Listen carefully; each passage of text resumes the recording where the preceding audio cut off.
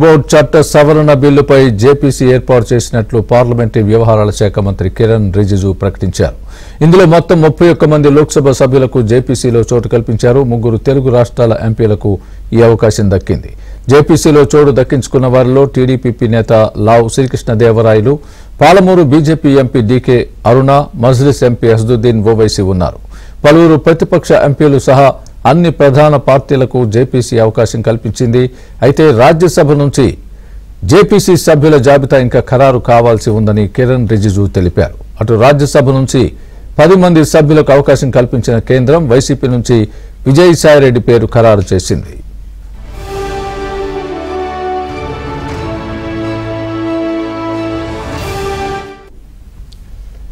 ఇదే అంశానికి సంబంధించి పూర్తి అప్డేట్ మా ఢిల్లీ బ్యూరో చీఫ్ కృష్ణ చెప్తారు. కృష్ణ, చెప్పండి, జాయింట్ పార్లమెంటరీ కమిటీ వక్ఫ్ చట్టానికి సంబంధించిన దీనికి జేపీసీ ఏర్పాటు చేశారు. అందులో ఎవరెవరు ఉన్నారు? మన తెలుగు రాష్ట్రాలకు సంబంధించి వీళ్ళ విధి విధానాలు ఏ విధంగా ఉంటాయి? జేపీసీ విధి విధానాలు ఏం చేయాల్సి ఉంటుంది? ఎప్పట్లోగా నివేదిక ఇవ్వాలి? దీనికి సంబంధించి పూర్తి అప్డేట్ ఇవ్వండి.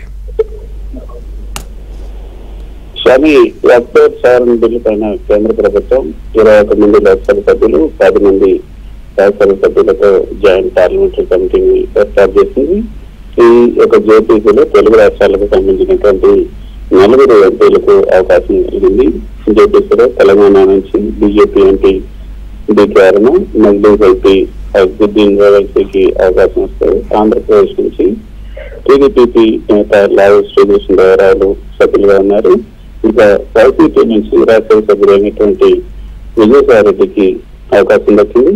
అయితే లోక్సభ ఎంపీలు గౌరవ్ గొగోయ్, ఇమ్రాన్ మసూద్, మహమ్మద్ జువర్, కళ్యాణ్ బెనర్జీ, జగదంబ చౌటాల్, నిషికాంత్ దూబే, తేజస్వి సూర్య, దిలీప్ సైకియ, యువరాజా, అరవింద్ సావంత్, వీరందరితో పాటు మొత్తం 21 మంది లోక్సభ సభ్యులు ఉన్నారు. 10 మంది రాజ్యసభ్యులు ఉన్నారు.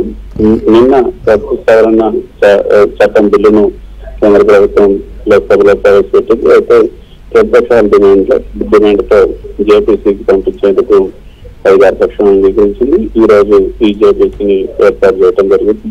సో మొత్తానికి అయితే ఈ జేపీసీకి సంబంధించినటువంటి కమిటీ సమావేశం ఇందులో ఉన్నటువంటి సవరణ బిల్లులో ఉన్నటువంటి అంశాలన్నిటిపై చర్చిస్తుంది. మరి అందులో ఉన్నటువంటి అంశాలన్నిటికీ ఆమోదం తెలుస్తుందా, లేకపోతే జేపీసీ ఏమైనా మరికొన్ని సిఫార్సులు చేస్తున్నాయని చూడాలి. 10 నెలల తర్వాత మళ్ళీ వచ్చే పార్లమెంట్ సమావేశాల్లో ఈ జేపీసీ తన కమిటీకి నివేదిక ఇవ్వాల్సి ఉంటుంది.